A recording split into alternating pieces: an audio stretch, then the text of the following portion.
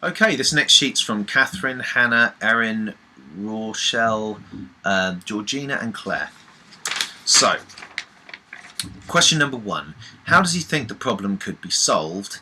The problems can be solved by readjusting our values to a real-life physical referent of reality and basing our decision-making processes there, arriving at decisions rather than making them subjectively through the merits and attributes of the scientific method. That's essentially what I laid out in the talk. How does he think the problem could be solved? But first of all, you need to admit that there is a problem, which most of our there's an admittance in your problem in your question that there is a problem. Well, what we're going for is the root cause. If you address a symptom, like there's so many activist groups out there do, they Greenpeace and alike, talk about these problems that we have environmentally, problems that we have politically, problems that we have financially, problems that we have, and they're all addressing surface issues as far as the Zeitgeist Movement is concerned. We feel that there is a root cause mechanism, and until we go there, we're always going to have these symptoms, and they're only going to get worse through the mechanisms that I went through outlined. So essentially, once again, it's a train of thought that has to be arrived at here. How can you get this done? By the implementation of the technologies I described. We can easily get it done. We can change the face of planet Earth in 10 years. But the values of humanity are not there yet. There has to be a form of social therapy that happens before then to understand that we're messed up. We're not there. We're barely out of the dark ages on this planet. Just because you've got pretty lights and nice pretty laptops around you doesn't mean that you live in a civilization yet. We're not civilized yet. That's essentially, to call what we have a civilization when 1 in 6 of every human being on this planet is starving to death on a planet where we can capable of feeding them or just seems asinine. So, next question: why have we not heard about this before? If it is such a big problem. I love that question. It's one of my favourite ones today. Yeah. It really is. Again, there's many angles you could come at that from. There's really no reinforcement mechanism for making sure that the public is well educated. How long did the Catholic Church keep it under wraps that they were abusing children? Was it them who came out and went, "Oh, by the way, we've been abusing children for 40 years"? They didn't come out and tell you that because they've got an institution to preserve. There's many different angles, but in terms of the institutions that should be getting this into the minds of the public aren't doing it, partially because they don't see any solutions in anything of it. Partly because they have a vested interest in saying this system makes sense. If they were to start coming out and saying, "Holy crap, we've got to get rid of it," then let's say it's ITV, they'll be like, "Well, we don't want to be reinforcing materialistic competitive values with things like X Factor. That's not really the way we want to go," or something. They're not going to do that. So to put out a film like Zeitgeist Moving Forward or something which goes through, that outlines this, or Zeitgeist Addendum which totally trounces the monetary system, would get everybody right up in arms. The reason money and its creation is shrouded from public view is because the people who do that own the media. The people, they own everything on this planet.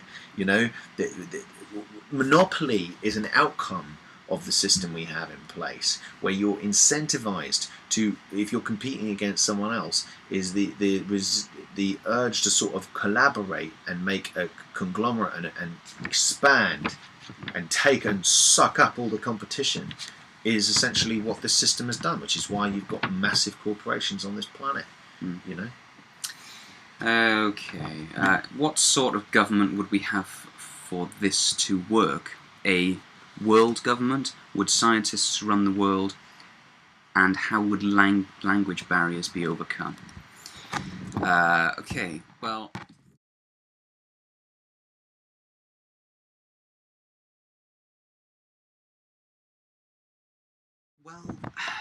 personally, I would prefer for my world to be run by scientists than by politicians.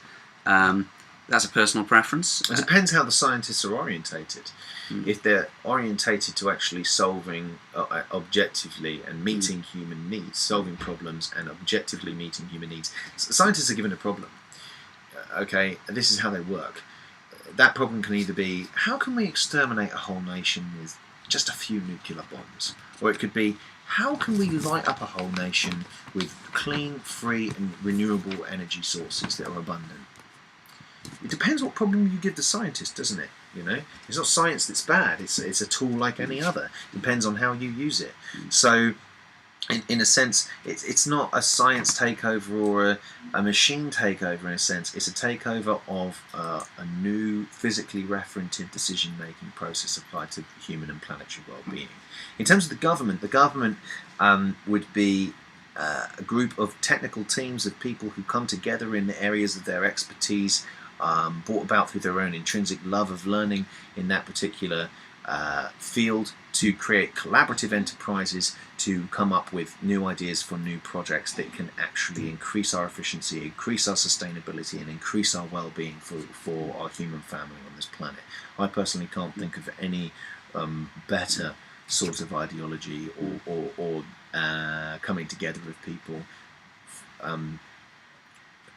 or such a system to come to fruition. In terms of government, it's a cybernated form of government where basically you can keep track of your resources. It's a tracking system. It's done in detached ways in our system already.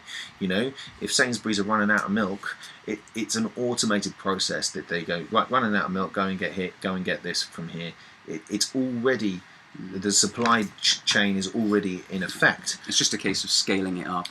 Exactly. These sorts of AI models that we're talking about are already in effect. They're already a reality. It's just they're being used in the profit structure, and their efficiency is also being restricted via the price mechanism, which we went through in our talk. How would the language barrier be overcome? Yeah. Well, things like physics and maths are not constrained by the language of the society. The language itself of science is universal. There's no possibility for misinterpretation in maths or science. So, in terms of the language barrier, in order to build a systems approach, resource-based economy, that could only come about through a scientific language. But in terms of proverbially getting the word out to people from other countries, that's what our linguistics team is for.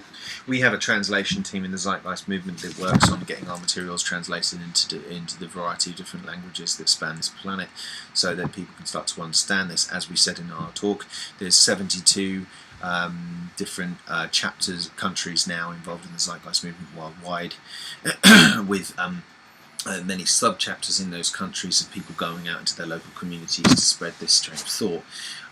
So that's how we're personally getting around it. In the long term, we've got a huge problem with language. A very, very big problem. Our language is thousands of years out of date, subject to interpretation, and full of higher order abstractions that bear no relationship to reality.